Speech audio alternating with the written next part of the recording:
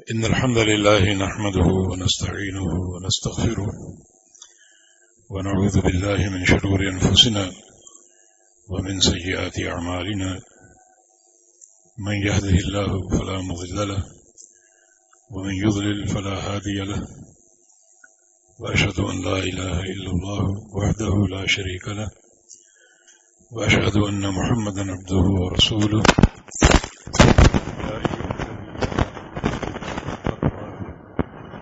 ولا تموتن إلا وأنتم مسلمون يا أيها الناس اتقوا ربكم الذي خلقكم من نفس واحدة وخلق منها زوجها وبث منهما رجالا كثيرا ونساء واتقوا الله الذي تساءلون به والأرحام إن الله كان عليكم رقيبا يا أيها الذين آمنوا اتقوا الله وقولوا قولا سديدا يصلح لكم أعمالكم ويغفر لكم ذنوبكم ومن يطع الله ورسوله فقد فاز فوزا عظيما اللهم صل على محمد كما صليت على إبراهيم وعلى آل إبراهيم إنك حميد مجيد اللهم بارك على محمد وعلى آل محمد كما باركت على إبراهيم وعلى آل إبراهيم إنك حميد مجيد سبحانك لا علم لنا إلا ما علمتنا إنك أنت العليم الحكيم رب اشرح لي صدري ويسر لي أمري واحلل عقدة من لساني يفقه قولي أعوذ بالله من الشيطان الرجيم من همزه ونفخه ونفثه بسم الله الرحمن الرحيم إن الذين قالوا ربنا الله ثم استقاموا تتنزل عليهم الملائكة ألا تخافوا ولا تحزنوا وأبشروا بالجنة التي كنتم توعدون نحن أولياؤكم في الحياة الدنيا وفي الآخرة ولكم فيها ما تشتهي أنفسكم ولكم فيها ما تدعون نزلا من غفور رحيم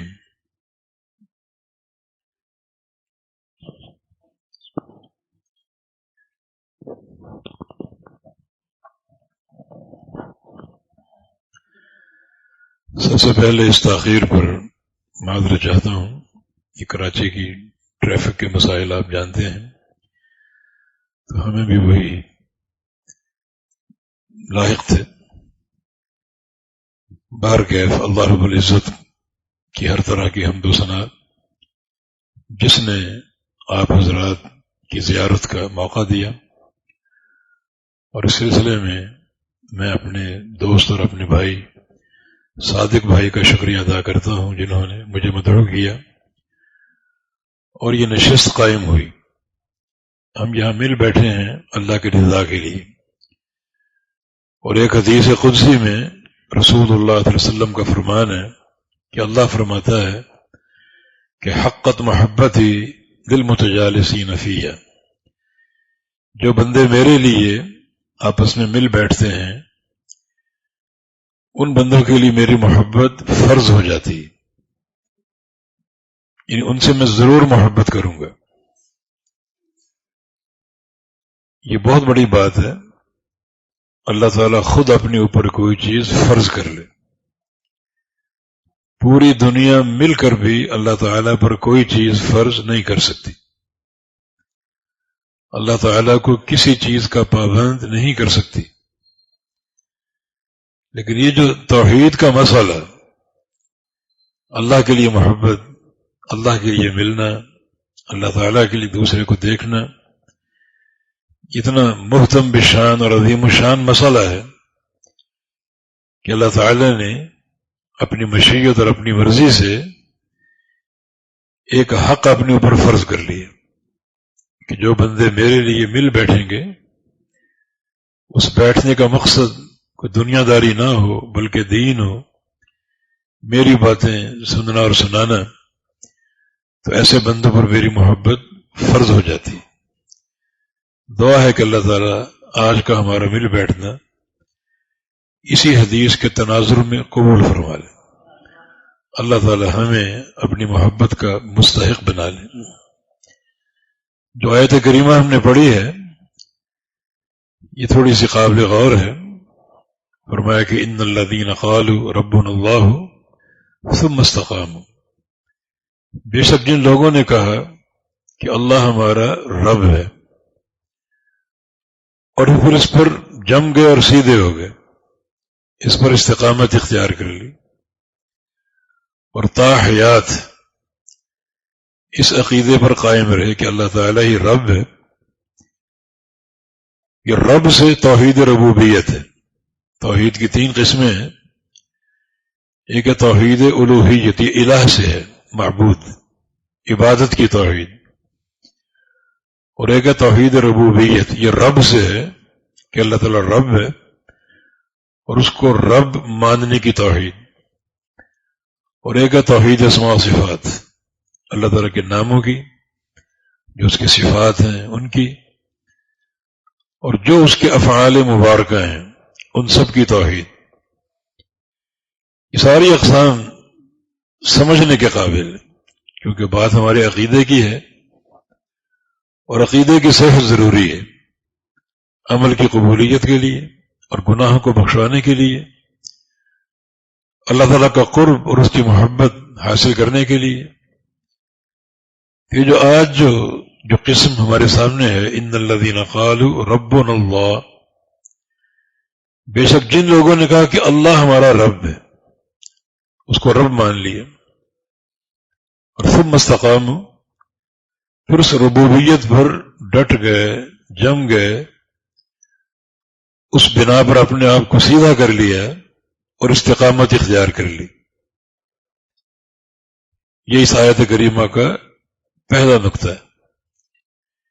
اللہ تعالیٰ کو رب ماننا بظاہر یہ ایک جملہ ہے کہ اللہ ہمارا رب ہے. اس میں کیا اشکال؟ بچہ جانتے کہ اللہ ہمارا رب ہے، لیکن نہیں، یہ حقیقت میں ایک بہت بڑا منہج ہے جس کو سمجھنے کی ضرورت ہے. دیکھیں، مرنے کے بعد جو پہلا امتحان ہے اور جو پہلا سوال ہے وہ ہے مر ربو کا، تیرا رب کون ہے؟ تو آج ہم اسی سوال کی تیاری کرتے ہیں جواب دینے کی. پہلے اس ذات کا شکر ادا کرتے ہیں کہ اس نے جو سوال قبر میں کرنے ہیں وہ پیپر آؤٹ کر دیے. چاہتا تو قبر میں وہ پیپر سامنے آتا، وہاں بڑی مشکل ہوتی، مگر وہ ذات ارحم الراحمین ہے، اس نے یہ پرچہ ابھی سے ہمیں عطا فرما دیا کہ پڑھ لو اور تیاری کر لو. سنن نسائی کی حدیث ہے، ابو امامہ الباہلی رضی اللہ عنہ کی روایت سے کہ کننا مع النبی صلی اللہ علیہ وسلم فی جنازہ، ہم ایک جنازے میں نبی علیہ السلام کے ساتھ تھے اور قبرستان میں قبر کھودی جا رہی تھی اور میت پڑی ہوئی تھی. اچانک نبی علیہ السلام رو پڑے اور بہت روئے، کیونکہ حدیث کے الفاظ ہے کہ حتی بل ثرا، آپ کے آنسوؤں سے جو سامنے مٹی تھی قبر کی وہ بھیگ گئی. اس قدر زار و قطار آپ کے آنسو رواں ہیں کہ وہ مٹی بھیگ گئی. اور پھر آپ نے قبر کی طرف اشارہ کیا، لمثل ھذا فاعدوا، کہ اس گھر کی تیاری کر کے آنا. تو یہ ایک تیاری کا مرحلہ ہے. ان الذین قالوا ربنا اللہ، اور قبر کا پہلا سوال اسی آیت کریمہ کے تعلق سے ہے کہ مر ربو کا، تیرا رب کون؟ اس سوال کو آسان نہ سمجھے کہ یہ تو سب جانتے ہیں، بچہ جانتے ہیں اللہ ہمارا رب ہے، وہاں جواب دے لیں گے، ہماری تیاری کمپلیٹ ہے. نہیں، ربوبیت میں 3 چیزیں ہیں. جو کہتے ہیں کہ اللہ ہمارا رب ہے، اسے بنیادی طور پر ان 3 چیزوں کو پہچاننا ضروری، ورنہ قبر میں جواب وہی دے گا جس کو اللہ توفیق دے. اللہ تعالیٰ بہت سے لوگوں کی مت مار دے گا. وہ جو کہیں گے نا ہا ہا لا ادری، یہ ہا کلمہ تعجب ہے عربی لغت میں. تعجب کر رہے یہ سوال تو بہت آسان ہے، دنیا میں بار بار اس کا تکرار ہوتا تھا، لیکن اس وقت جواب کیوں نہیں بن پا رہا ہوں اسے. یہ ہا ہا یہ کلمہ تعجب، جیسے من نبی ہو کہ تیرا نبی کون ہے، ہا ہا لا ادری، کوئی کلمہ تعجب کہ میں اس نبی پر تو دیوانگی کی حد تک یعنی کہ عشق اور محبت کرتا تھا، جان قربان کرنے کے لیے تیار ہوتا تھا، قصیدے پڑھتا تھا، نعتیں پڑھتا تھا. جواب کیوں نہیں آ رہا؟ اس جواب کے پیچھے ایک منہج ہے. تو مر ربو کا تیرا رب کون ہے؟ اس کا جواب ربی اللہ، اللہ میرا رب ہے. لیکن اتنا کافی نہیں، یہ جواب دینے کے لیے ایک تمہید، ایک محنت اور ایک بڑا دقیق فہم ضروری. تو عرض کر رہا ہوں کہ ربوبیت میں 3 چیزیں. ایک یہ عقیدہ کہ اللہ تعالی ہی میرا اور پوری کائنات کا خالق ہے، یہ اس بات. ساتھ ساتھ نفی کو جوڑ دو تاکہ بات اور پختہ اور پکی ہو جائے کہ اس کے سوا کوئی خالق نہیں ہے. جس جس کی خالقیت کے دعوے کیے جاتے ہیں میں اس کا انکار کرتا ہوں. صرف اللہ میرا خالق ہے، اللہ ہر شے کا خالق ہے. یہ بڑی ایک سائنسی دنیا، لوگوں نے چاند پہ کمندیں ڈال لی، مریخ تک جانے کا پروگرام بن رہا ہے. ایک چھوٹا سا چیلنج اللہ کے پیغمبر نے کیا تھا، حدیث میں موجود، اس کو پورا کر دو. تم اسلام کے خلاف تدبیریں کرتے ہو، مکر کرتے ہو، سازشیں کرتے ہو، اس چیلنج کو پورا کر کے جواب دے دو، ہمارے منہ بند کر دو. الا فلیخلقوا ذرہ ولیخلقوا شعیرا. جن جن کو اللہ کے سوا لوگ پکارتے ہیں سب کو اکٹھا کر لو اور ان سے کہو کہ ایک ذرہ بنا کر دکھا دو. چھوٹی سی چونٹی کے معنی میں بھی ہے یہ ذرہ، اور شعیرہ اناج کا دانہ، صرف ایک دانہ بنا کر دکھا دو. یہ چیلنج موجود ہے، 1500 سال گزر چکے اور قیامت تک موجود رہے گا. یہ بڑے بڑے جو ارباب شعور ہیں ان سے کہو اس کو قبول کر لو. ایک ذرہ جو ایک اناج کا دانہ بنا کر دکھا دو تاکہ اسلام کا رد کر سکیں. لیکن نہیں، پوری دنیا مفلوج ہے، تمہارے افکار مفلوج ہیں، تمہارے عقیدے مفلوج ہیں. تو ربوبیت میں اس بات اور نفی کے ساتھ یہ 2 چیزیں اچھی طرح اپنے ذہن نشین کر لو کہ ہم سب کا رب یعنی خالق اللہ ہے، اس کے سوا کوئی خالق نہیں. اس عقیدے میں اللہ کی رضا ہے کہ میرا بندہ مجھے خالق مانتا. وہ سلیمان علیہ السلام کے دور کی چیونٹی نے اللہ تعالیٰ کے حضور اس کے خالق ہونے کا واسطہ پیش کیا تھا، وسیلہ پیش کیا تھا. بارش نہیں برس رہی اور زمین میں پانی اتنا گہرا ہو گیا، رسائی ممکن نہیں رہی. لاؤ لشکر لے کر نکلے بارش کے لیے، اور جو مقام طے تھا دعا کرنے کے لیے وہاں پہلے سے چونٹی موجود تھی. چونٹی جس کا اللہ تعالیٰ ذکر کر رہا ہے، چھوٹی سی مخلوق ہے، رب تعالیٰ نے اس چونٹی کا ذکر، اس کی حیت قضائی اور اس کے جو زبان سے الفاظ نکل رہے تھے اور اس کے یہ سر میں کوئی دماغ نامی چیز ہے یا نہیں، اس میں کیا اس کا عقیدہ تھا، کیا اس کی فکر تھی، یہ سب محفوظ رکھا اور ہمیں بیان کیا. فرآ نملۃ، چونٹی کو دیکھا سلیمان علیہ السلام نے، مستلقیۃ علی ظہرہا، وہ اپنی پشت کے بل لیٹی ہوئی تھی، پشت کے بل، اور رافعۃ ببعض قوائمہا الی السماء، اور جو اس کی چھوٹی چھوٹی ہاتھ پاؤں تھے انہیں وہ آسمان کی طرف پھیلائے ہوئے، چہرہ اس کا آسمان کی طرف ہے اور کمر زمین سے ٹکی ہوئی ہے. یعنی چونٹی کو معلوم اس کا عقیدہ ہے کہ مجھ پر اگر کوئی مشکل آئے گی تو مشکل کشائی کرنے والے زمین میں دفن نہیں ہیں بلکہ آسمانوں کے اوپر رب تعالی. اور الفاظ کیا ہیں؟ اللہم انا خلق من خلقک ولیس بنا غنی عن سقیاک. اے اللہ ہم تیری مخلوق ہے، تو ہمارا خالق ہے. یہ واسطہ پیش کیا.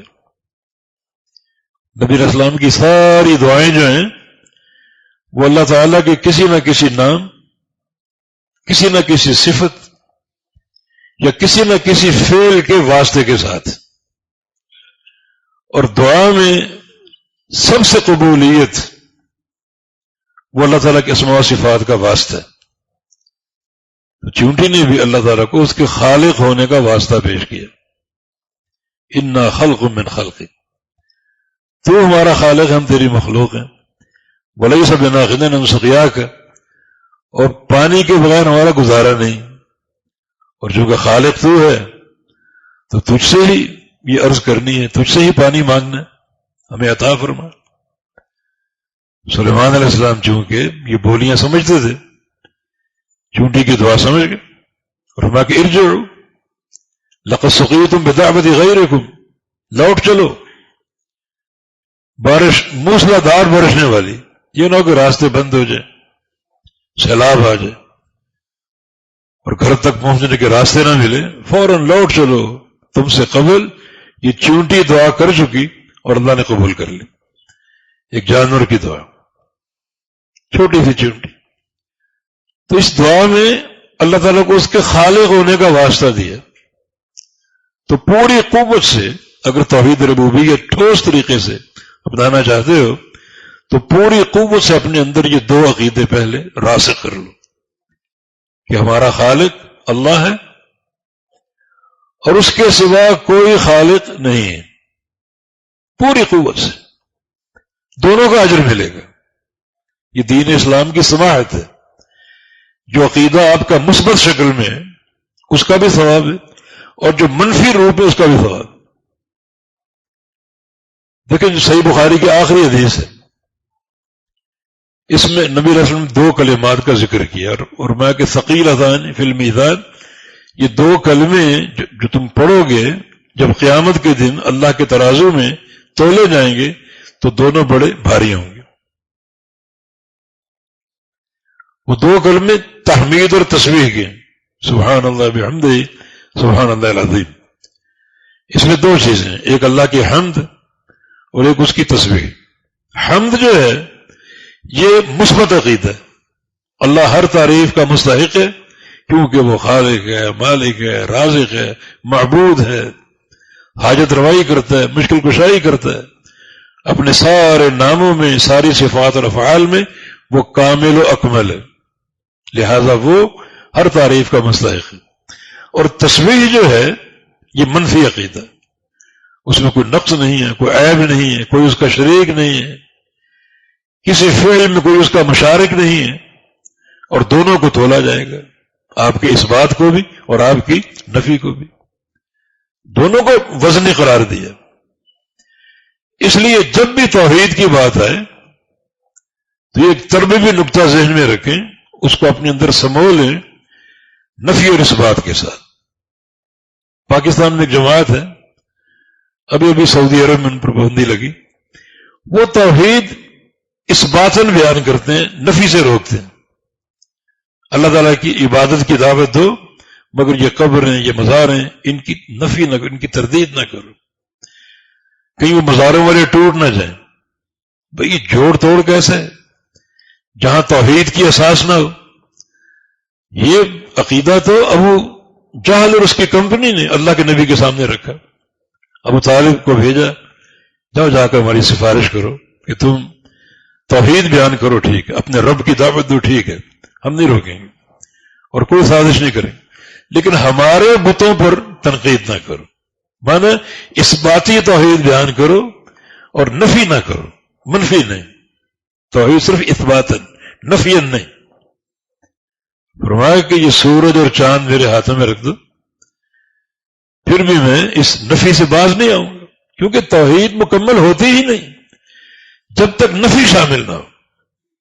آپ کے دل میں اگر اقرار ہو کہ اللہ ایک ہے تو کیا توحید پوری ہے؟ نہیں، زبان پر اقرار ہے اور دل میں تصدیق ہے کہ اللہ ایک ہے، توحید پوری نہیں ہے۔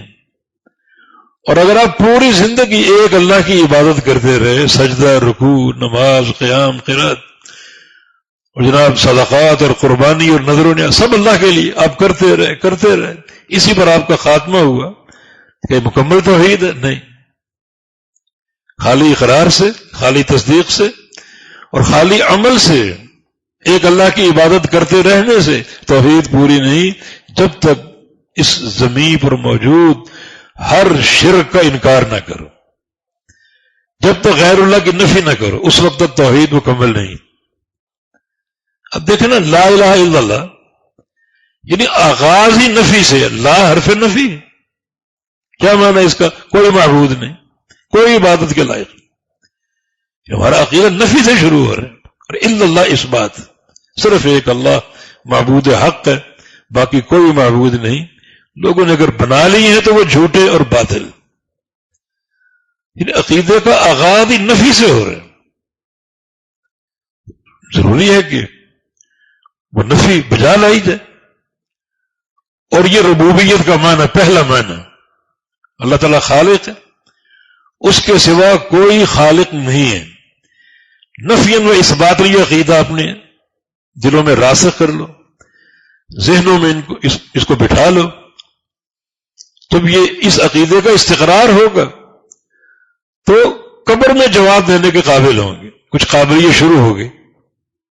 یہ ربوبیت کا پہلا معنی۔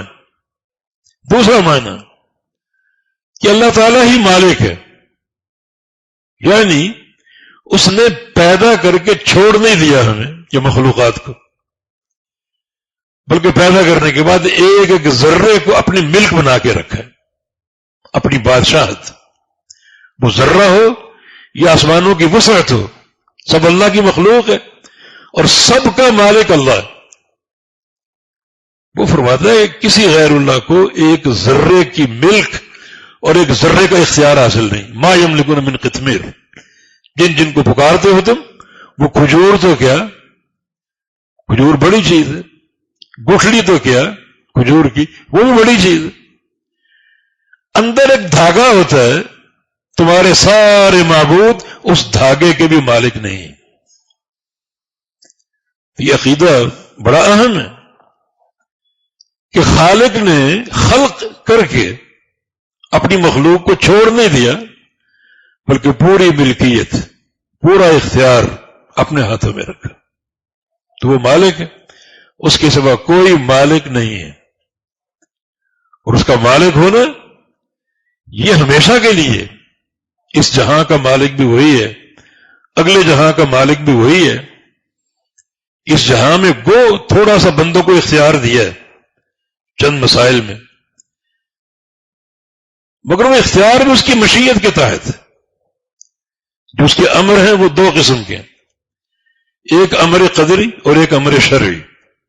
امر قدری تقدیر کے فیصلے، اس میں کسی کو اختیار نہیں، کون کب پیدا ہوگا کسی کو اختیار نہیں، یہ اللہ کی مرضی۔ کون کب مرے گا کسی کو اختیار نہیں، اللہ نے لکھ دیا اس کے مطابق۔ کتنا جیے گا نوشتہ تقدیر کے مطابق، کب مرے گا کہاں مرے گا اللہ کے فیصلے ہیں، کوئی اس میں ایک ذرے کا تجاوز نہیں کر سکتا۔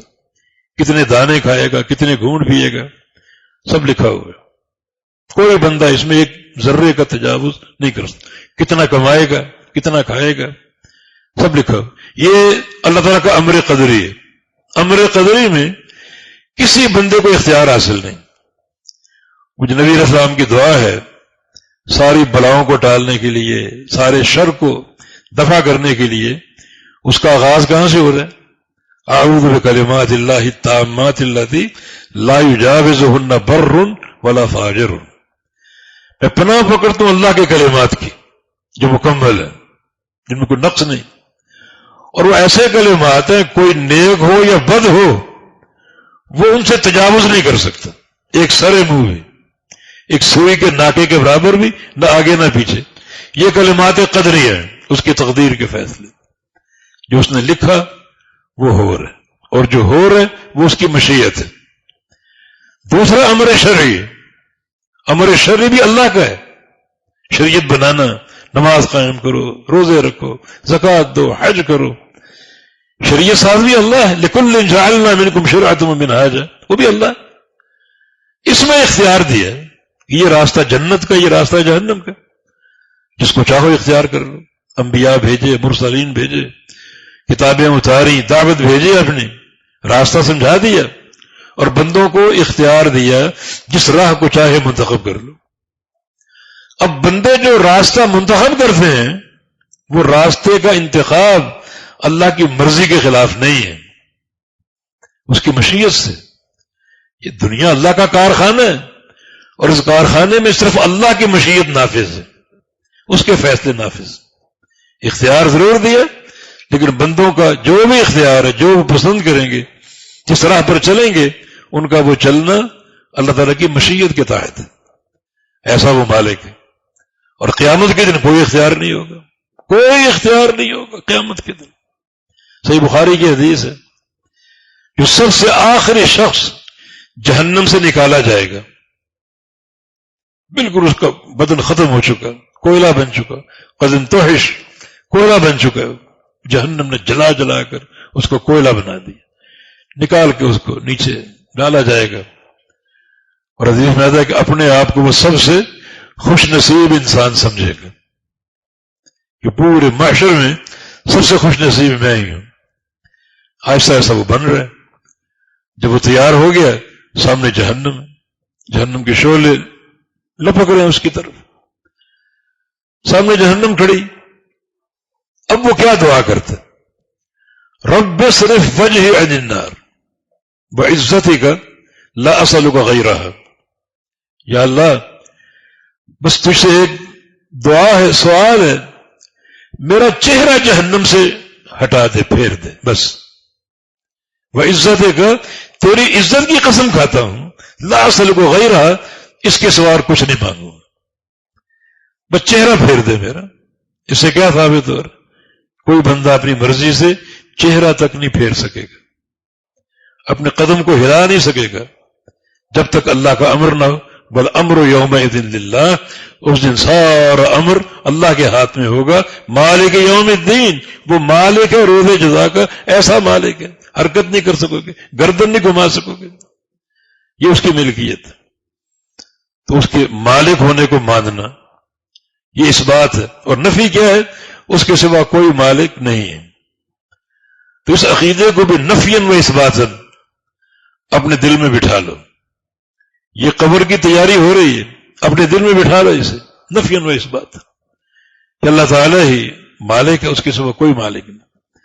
اس نے اس دنیا کو خلق کر کے، پیدا کر کے چھوڑ نہیں دیا، اپنے ہاتھ میں رکھا. سارا نظام اس کے ہاتھ میں، ساری دنیا اس کی مملوک ہے اور وہ مالک ہے. اس کے مالک ہونے کو ماننا یہ توحید ربوبیت کے تحت ہے، اور کوئی مالک نہیں.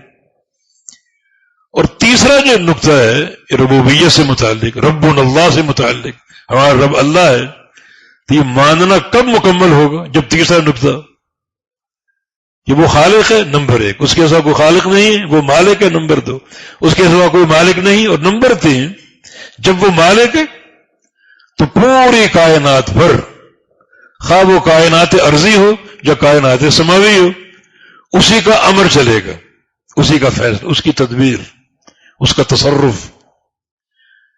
یہ اس کی ملک ہے، اور اس کی ملک میں ایک بارش کا قطرہ بھی اس کی مرضی کے بغیر نہیں گرے گا، ایک ذرہ بھی نہیں بنے گا، ایک ذرہ حرکت نہیں کر سکے گا اس کی مرضی کے بغیر.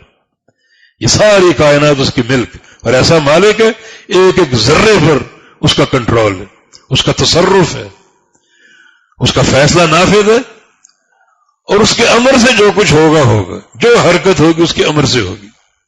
یہ ہے اللہ کی تدبیر، اللہ تعالیٰ کا تصرف. پوری کائنات، کسی اور کا تصرف نہیں، کسی اور کا تصرف نہیں. اب کسی میں مشکل آئے تو کس کے کنٹرول میں؟ اللہ تعالیٰ کے. اس مشکل کو کون ٹالے گا؟ اللہ رب العزت. اب اگر میں یہ کہتا رہوں کہ میرا مشکل کشا فلاں، نعرے لگاؤں فلاں مشکل کشا، فلاں مشکل کشا، فلاں حاجت روا، تو قبر میں جب سوال ہوگا، یہ تو قبر کی تیاری میں فیل ہو گیا.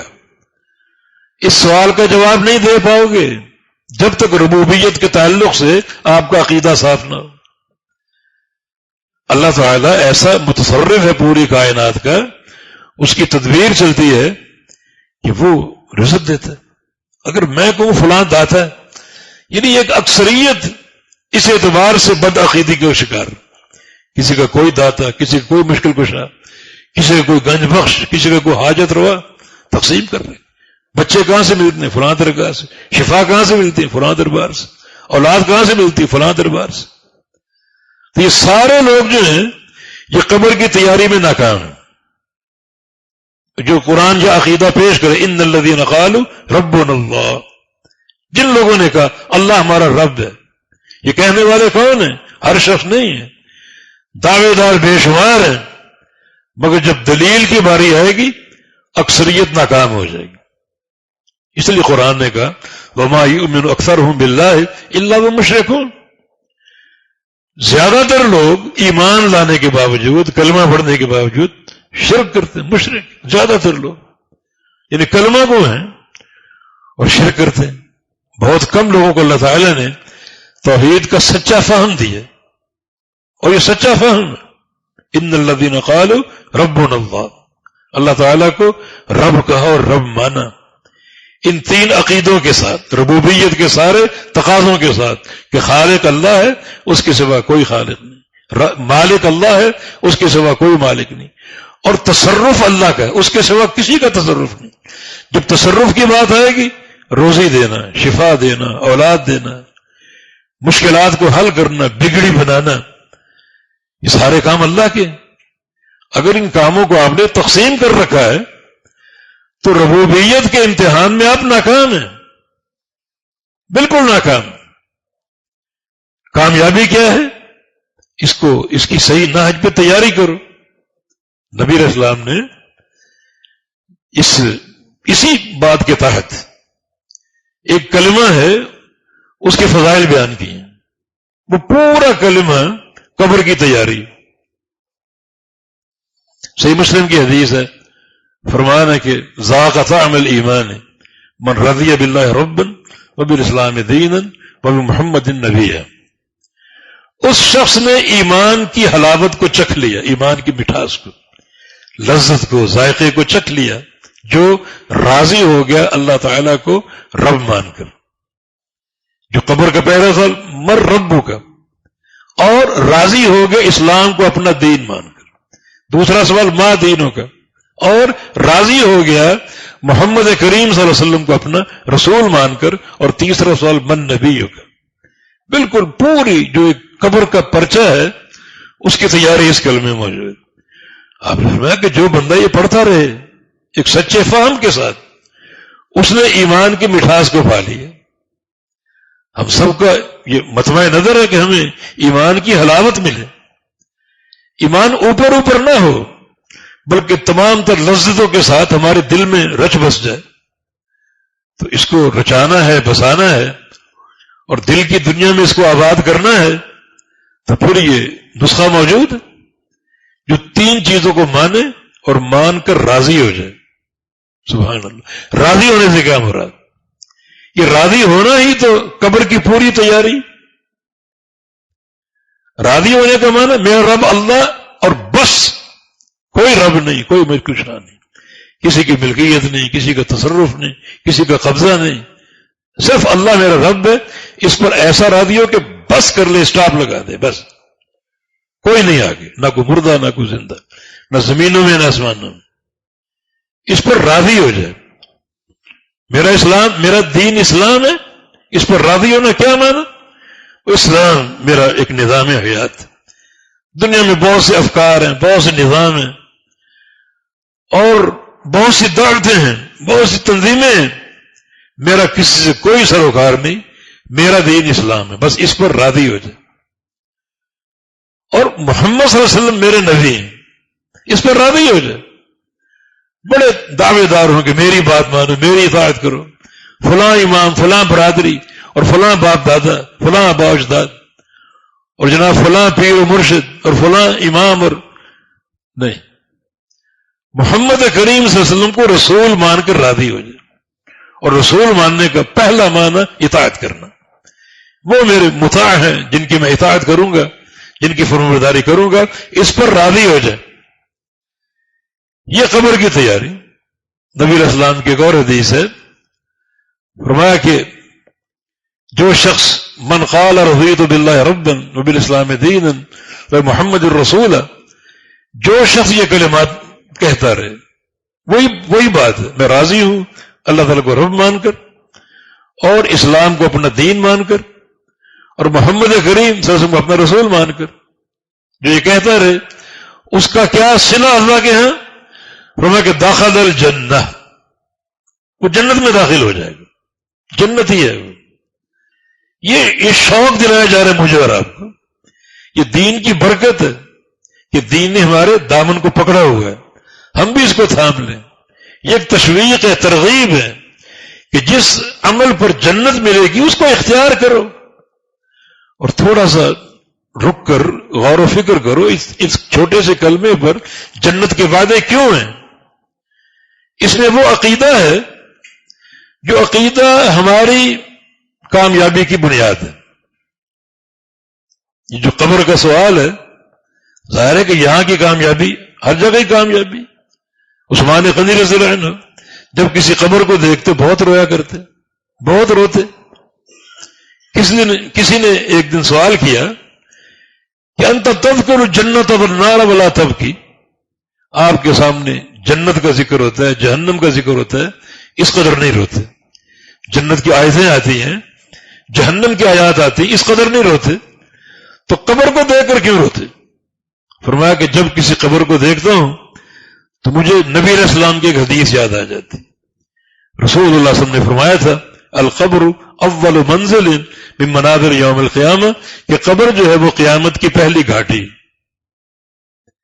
من مات فقط قامت قیامت، جو بندہ مر گیا اس کی قیامت اسی وقت قائم ہو گئی. اور وہ قبر، تو قبر جو ہے وہ قیامت کی پہلی گھاٹی. جو یہاں کامیاب ہے وہ کامیاب ہوتا جائے گا، اور جہاں ناکام ہے ہمیشہ ناکام. اس لیے یہ تیاری ضروری ہے یہاں کامیابی کے لیے. اچھا، یہ مر ربو کا توحید ربوبیت ہے. اس میں توحید الوہیت بھی ہے اور توحید اسماء و صفات بھی. دیکھو، جو خالق ہے وہی عبادت کے لائق ہے.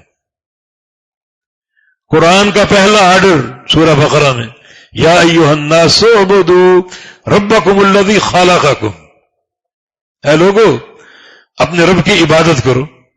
یا اللہ کیوں عبادت کریں؟ تیری عبادت کیوں کریں؟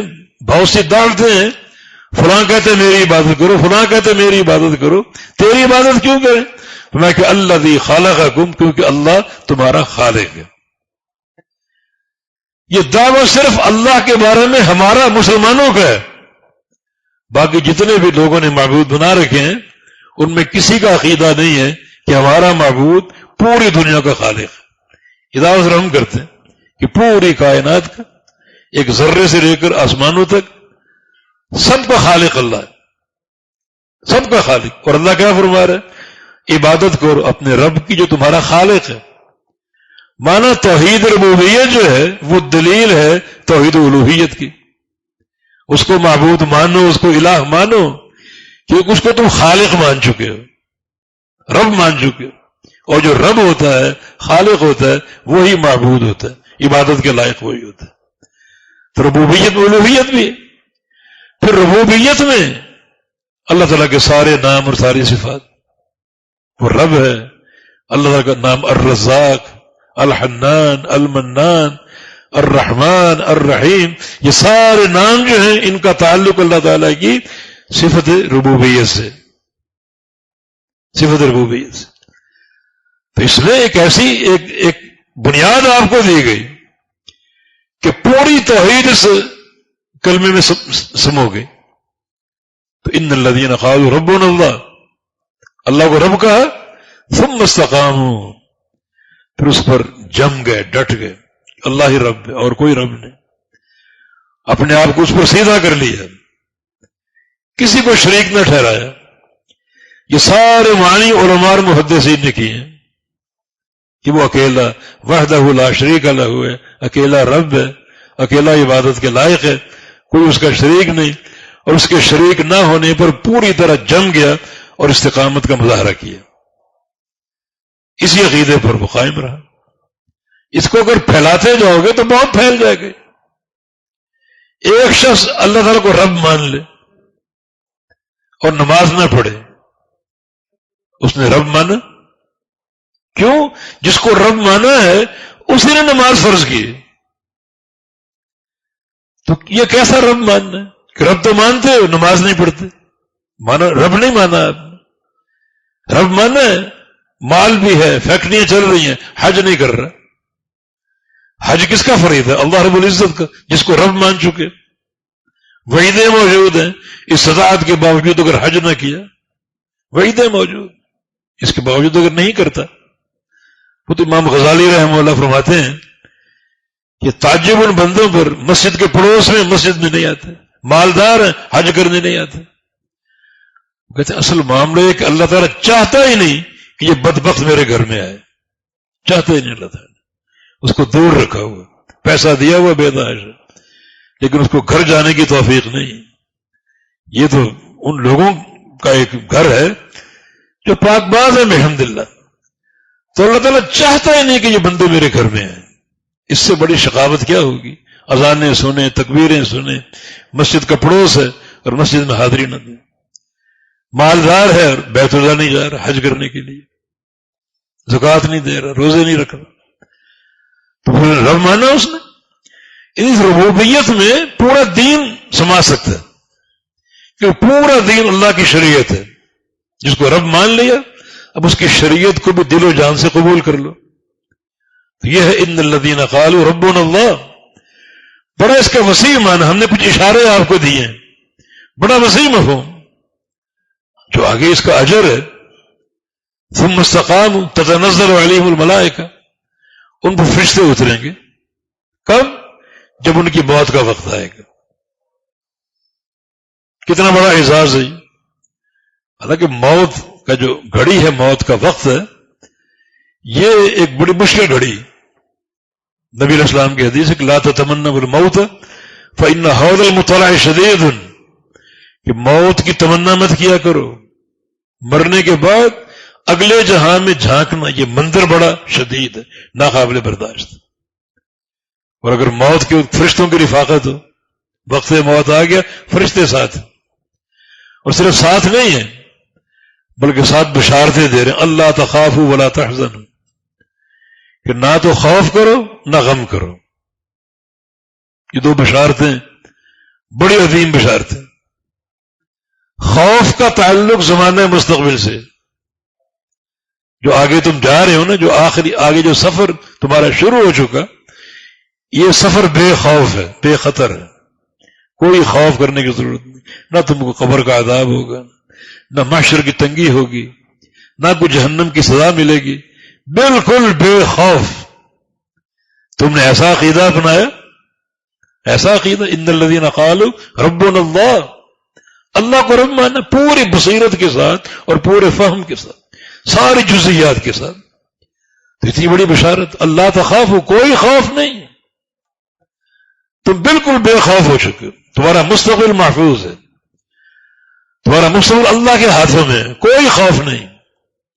اور ولا تحزنوا، حزن غم، غم کا تعلق ماضی سے، اور کوئی غم بھی نہ کرو، جو پیچھے چھوڑا ہے نا اس کا غم بھی نہ کرو۔ اللہ فرما رہا ہے کہ میں خلیفہ ہوں تمہارا، تمہارے اہل و عیال میں۔ مرتے ہوئے بچوں کا فکر ہوتا ہے، ان کا کیا بنے گا، کون ان کی نگرانی کرے گا، میرے بیٹے، میری بیٹیاں، میری بیوی، میرے والدین، کون ان کی حفاظت کرے گا؟ میں اکیلا کفیل ان کا دنیا سے جا رہا ہوں۔ ولا تحزنوا، وہ غم نہ کرو، جن کو چھوڑ کے جا رہے ہو، اس کا تعلق زمانہ ماضی سے، جن کو چھوڑ کے جا رہے ان کا غم نہ کرو، ان کی جو نگہداشت ہے اس نگہداشت میں تیرا خلیفہ ہوں، میں تیرا خلیفہ ہوں، میں ان کی کفالت کروں، بہتری کروں. کس لیے؟ اس لیے کہ ان الذین قالوا ربنا اللہ، تو نے مجھے رب مانا. جب مجھے رب مانا ہے تو ربوبیت کا جو صلہ ہے اس میں کوئی تنگی نہیں ہے، وہ صلہ تجھ تک محدود نہیں ہے، وہ تیرے جو پیچھے اہل و عیال ہیں ان تک بھی ان کی برکات پہنچیں گی. ان کو تنہا نہیں چھوڑا جائے گا، ان کو بے سہارا نہیں چھوڑا جائے گا، وہ بے آسرا نہیں ہے. اللہ ان کا نگہداشت، ان کا نگران، ان کی حفاظت کرنے والا اللہ رب العزت. اس لیے بہت سے واقعات کتاب و سنت میں بیان ہوئے. وہ موسیٰ علیہ السلام اور خضر علیہ السلام کا واقعہ، وہ طویل قصہ ہے. ایک بستی سے گزرے اور بھوک سے نڈال تھے. موسیٰ علیہ السلام نے کہا چلو اس بستی والوں سے کھانا طلب کریں، ضیافت طلب کریں، مہمان نوازی حق ہوتا ہے. چلے گئے، بستی والوں نے ضیافت دینے سے انکار کر دیا، کھانا نہیں دیا. وہاں سے نکلنے لگے تو ایک خضر علیہ السلام نے ایک دیوار دیکھی، علی وشک السقوط، گرنے والی تھی، بالکل کمزور، ابھی گری ابھی گری. انہوں نے کہا موسیٰ رکو، اس دیوار کو بناتے ہیں. اس دیوار کو بنا رہے ہیں، اینٹیں لگا رہے ہیں تاکہ مضبوط ہو جائے. کون؟ مزدور نہیں، بلکہ ایک اللہ کا نبی موسیٰ علیہ السلام.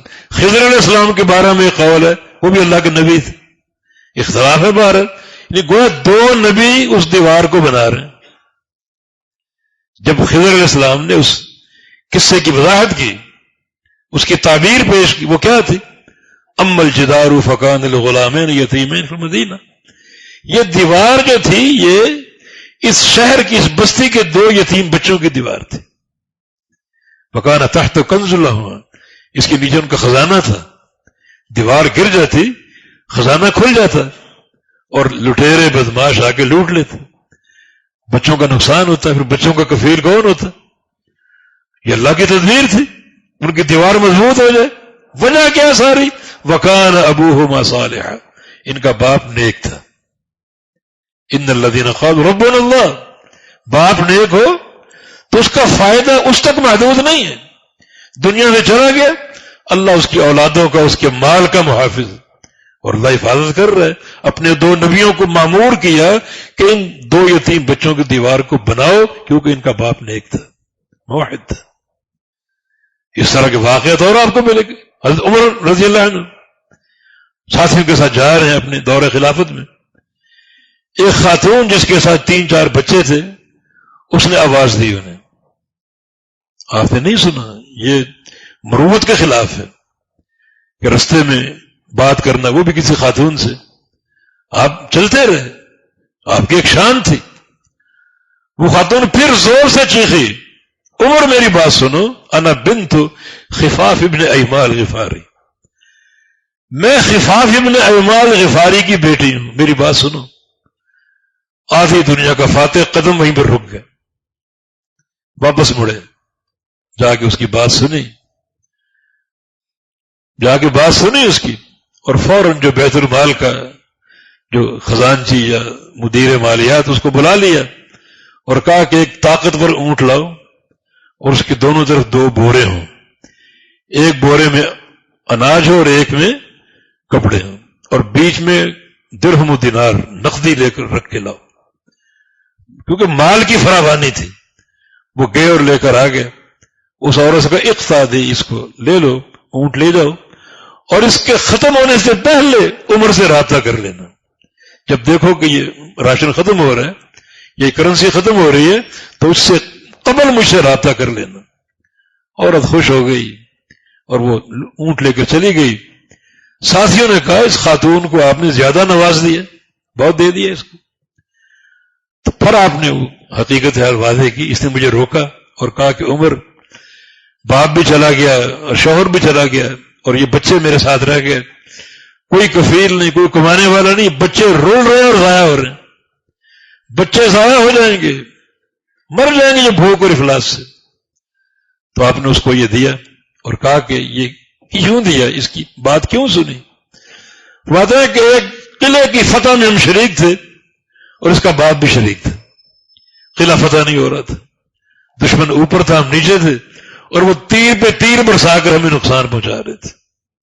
اس کے باپ نے ہمت کی اور قلعے کی فصیل کو کود کے اندر داخل ہو گیا، مار بہت پڑی، زخموں سے چور ہو گیا، مگر اندر سے دروازہ کھولنے میں کامیاب ہو گیا۔ دروازہ کھلا، لشکر اسلامی داخل ہوا اور قلعہ فتح ہو گیا۔ اس پورے قلعہ کی فتح میں اس کے باپ کا کردار تھا۔ جب باپ نیک ہو، اس طرح توحید کا خادم ہو اور سچا فہم رکھنے والا ہو، تو اللہ ان کی اولادوں کی حفاظت کرتا ہے، اس شخص کے مال کی حفاظت کرتا ہے، اس کی اولاد کی حفاظت کرتا ہے۔ تو اللہ تخافوا ولا تحزنوا، نہ تم نے خوف کرنا ہے آگے آنے والے حالات کا۔ تمہاری قبر کی زندگی بھی کامیاب ہے، پھر حشر کی زندگی بھی کامیاب ہے، حساب میں بھی تم کامیاب ہو، آگے کا کوئی اندیشہ نہیں۔ اور ولا تحزنوا، وہ جو پیچھے چھوڑ کر آئے اس کا کوئی غم نہیں، ہم اس کے کفیل۔ یہ جنگ احد کے بعد جناب جابر رضی اللہ عنہ نبی علیہ السلام کے پاس آئے، اگلے دن بڑا ایک پریشانی اور ایک غم زدہ چہرہ ان کا۔ اللہ کے نبی نے چہرہ پڑھ لیا، میں کہ جابر کیا پریشانی؟ کہا کہ میرے والد عبداللہ شہید ہو گئے، عبداللہ شہید ہو گئے، اور پیچھے ان کی 9 بیٹیاں، چھوٹی چھوٹی 9 بیٹیاں، ان کی کفالت میں نے کرنی، اور والد پر قرضہ بھی تھا، پتہ نہیں کتنے ٹن کھجوروں کا قرضہ، وہ میں نے ادا کرنا، کیسے ادا ہوگا؟ بچیوں کی کفالت کون کرے گا؟ اور کھجوروں کی کٹائی کا وقت آ چکا، اور قرض خواہ یہ گھر کے چکر لگا رہے ہیں، بار بار اپنا چہرہ دکھا رہے ہیں، ہمارا قرض یاد رکھنا، پھل پک چکا ہے، کٹائی کا وقت آ چکا، ہمارا قرض یاد رکھنا۔ تو کس کا ادا کروں، کیسے ادا کروں؟ قرضہ بے شمار ہے، اور باغ کی کھجوریں آمدنی بالکل محدود سی ہے۔ نبی علیہ السلام نے فرمایا، یہ اللہ تعالیٰ کا امر ہے نا، فرمایا کہ کھجوریں اتار لو، کٹائی کر لو، اور ہر نوع کی کھجور الگ ڈھیر لگا دو، ہر قسم الگ الگ ڈھیر لگا دو، اور ان ڈھیروں کو کپڑے سے ڈھانک دو۔ جب سارا کام کر لو، قرض خواہوں کو بلا لو اور مجھے بھی بتا دو۔ سارے قرض خواہ آ گئے اور سخت اور ترش باتیں کر رہے ہیں، اور نبی علیہ السلام تشریف لے۔ نبی علیہ السلام کو دیکھ کر ان قرض خواہوں کی آنکھوں میں چنگاریاں بھر گئیں کہ اس کا معنی یہ ہے کہ اللہ کے نبی صلی اللہ علیہ وسلم کے سامنے کچھ نہیں بول سکیں گے۔ تو یہ اس نے ہمارے ساتھ ایک کھیل کیا کہ اللہ کے نبی کو بلا لیا تاکہ قرض ادا نہ ہو اور ہم بول نہ سکیں۔ کانم اغرو بھی لگتا تھا کہ مجھ پر حملہ کر دیں گے۔ آپ تشریف لے، ایک ڈھیر پر بیٹھ گئے اور میں کہ ایک ایک کو اندر بھیجتے جاؤ، ایک ایک کو بھیجتے گئے۔ ابھی تمہارا کتنا قرض ہے؟ جی 2 ٹن۔ آپ وہ جو سا پیمانہ تھا اس سے بھر بھر کے ناپ کے دے رہے ہیں، اس کو دیا، دوسرا آ گیا اس کو دیا، تیسرا اس کو دیا، حتیٰ کہ سارے قرض کا فارغ ہو گئے۔ جابر کہتے ہیں کہ ایک ہی ڈھیر سے سب کا قرضہ ادا ہو گیا۔ میری خواہش یہ تھی کہ ساری کھجوریں ختم ہو جائیں، ڈھیر ختم ہو جائیں، گھر ایک کھجور نہ جائے، لیکن والد کا قرض اتر جائے۔ وہ ایک ہی ڈھیر سے فارغ ہو گئے، ایک ہی ڈھیر سے۔ اور اس پر جب کپڑا اس کا ہٹایا گیا تو جو کا توں تھا، ایک کھجور بھی کم نظر نہیں آ رہی تھی۔ یہاں 2 چیزیں ہیں، ایک اللہ کے پیارے پیغمبر صلی اللہ علیہ وسلم کی نبوت کی صداقت کی دلیل، نبی برحق، یہ آپ کا معجزہ، سارے قرض خواہوں کو ادا کیا اور ایک کھجور بھی کم نہیں۔ اور دوسری بات یہ ہے کہ جو اللہ تعالیٰ کے نیک بندے مجاہد جو توحید کی خاطر قربانیاں دینے والے جان قربان کر دی، جناب عبداللہ بن جابر کے بارے میں جان قربان کر دی، اس سے بڑھ کر نیکی کیا ہوگی؟ اور اللہ کس طرح ان کے اہل و عیال کا کفیل، اللہ تعالیٰ ان کے بچوں کی حفاظت کرتا ہے، نگرانی کرتا ہے، ان کے پوتوں کی نسلوں کی حفاظت کرتا ہے۔ یہ جو سلسلہ جو ایک عقیدے کا اور توحید کی مضبوطی کا، یہ بہت دور تک جاتا ہے، اللہ تعالیٰ کے وعدے ہیں۔ چنانچہ جناب عبداللہ ان کا قرضہ ان کے بیٹے نے سارا چکا دیا اللہ تعالیٰ کی توفیق سے، کہ عبداللہ بہت نیک تھے، متقی پرہیزگار۔ یہ واحد وہ صحابی جن کا یہ منفرد واقعہ جنگ احد میں، نبی علیہ السلام نے جابر کو بلایا اور کہا، اے جابر تم کیوں پریشان ہو اپنے والد کی شہادت پر؟ ان اللہ تکلم اباک کفاح، کل تیرا باپ شہید ہوا، اللہ تعالی نے تیرے باپ کو سامنے بٹھا کر روبرو باتیں کی، سامنے بٹھا کر۔ کیا تقوی ہوگا، کیا تعلق باللہ ہوگا، کیا اللہ کی خشیت ہوگی، کیا اللہ تعالیٰ کے ساتھ دوستی ہوگی، کیا اس کے عقیدے کا فہم ہوگا، کیا اس کی ربوبیت اور اس کی الوہیت کا فہم ہوگا کہ اللہ تعالیٰ نے سامنے بٹھا کر باتیں کی، اور بات ایک ہی کی کہ عبداللہ مجھ سے کچھ مانگ لو، طلب کر لو۔ عرض کیا کیا طلب کروں؟ جنت کی نعمتیں میرے سامنے ہیں اور کوئی کمی نظر نہیں آتی، نہیں کچھ طلب کرو۔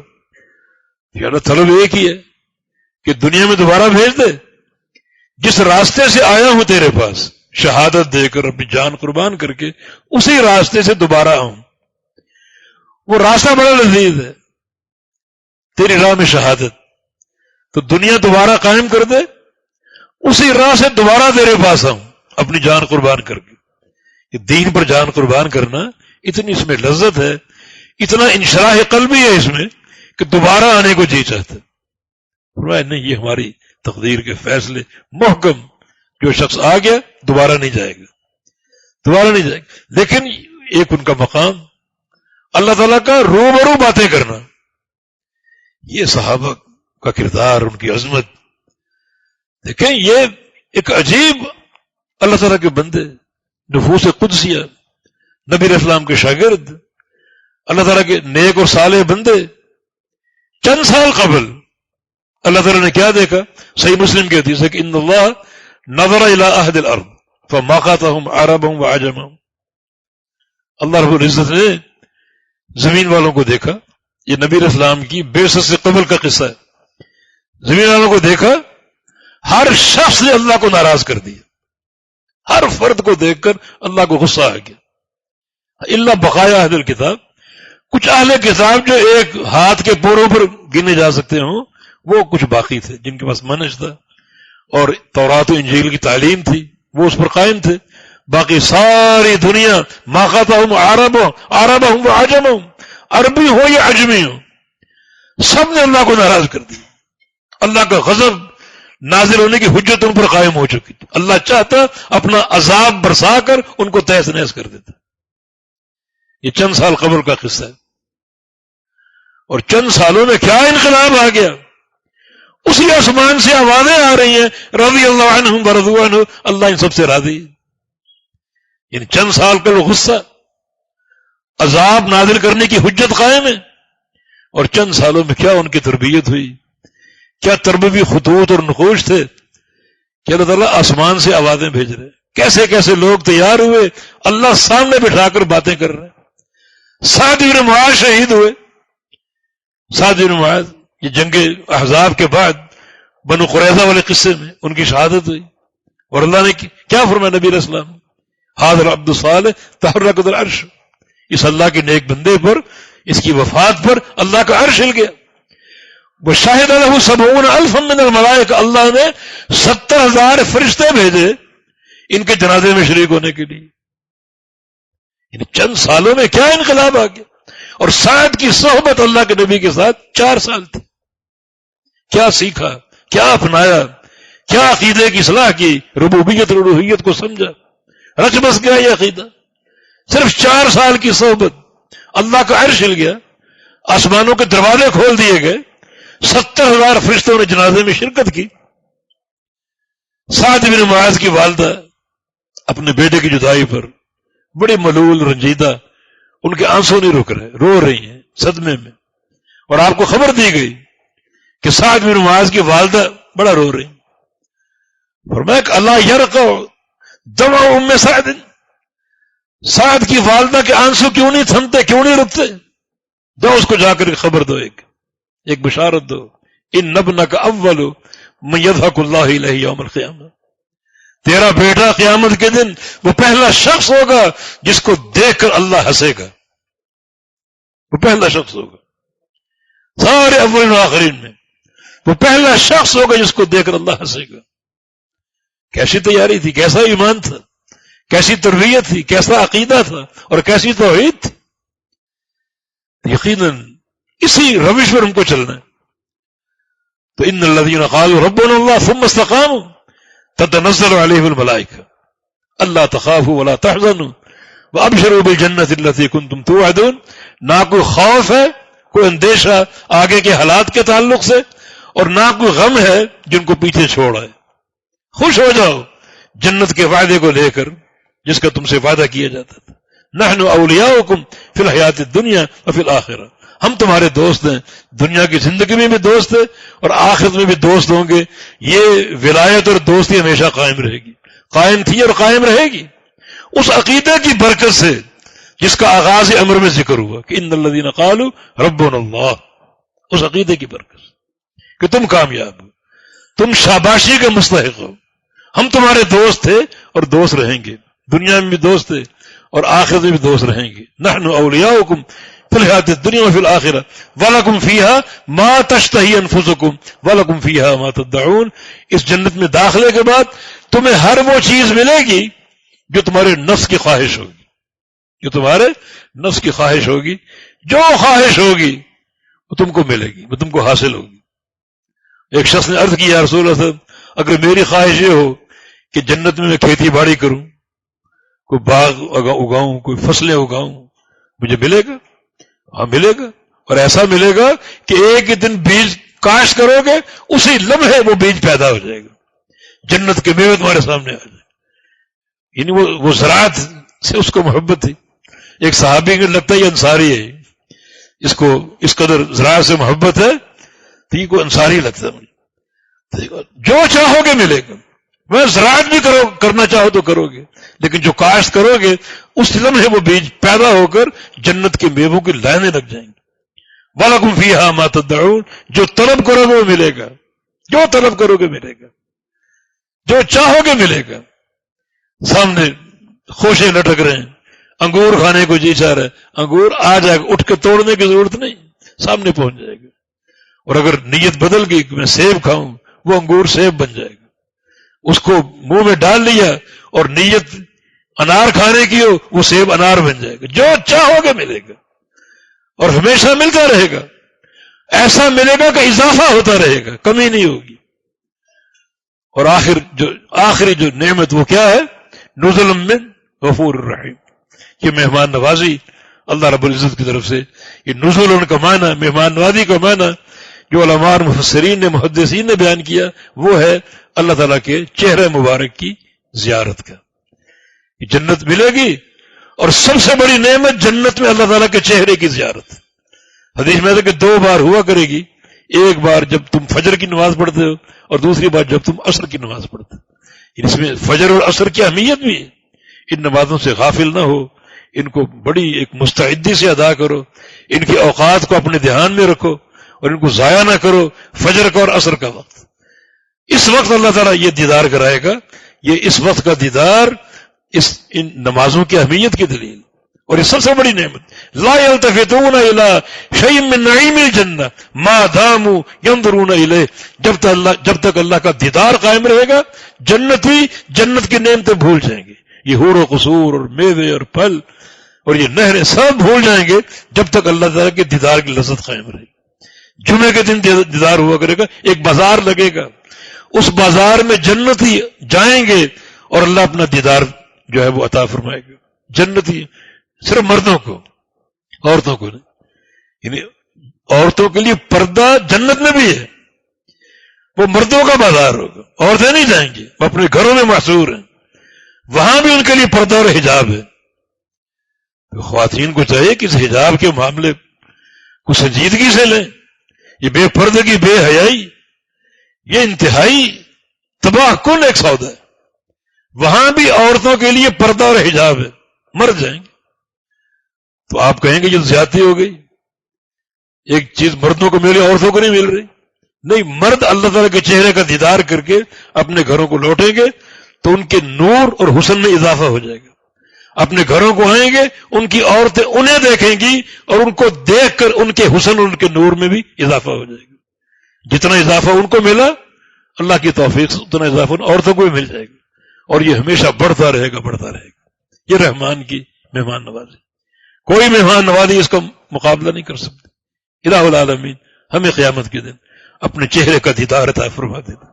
گناہگار ہیں، ممکن ہے وہاں نہ جچیں، لیکن تیرے بندے ہیں یا اللہ، اور تیری توحید کی علمبرداری اپنی طاقت کے مطابق کر رہے ہیں.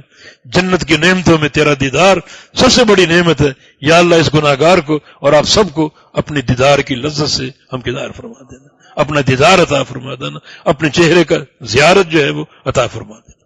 اقول قولی ھذا واستغفر اللہ لی ولکم واخر دعوانا الحمد للہ رب العالمین.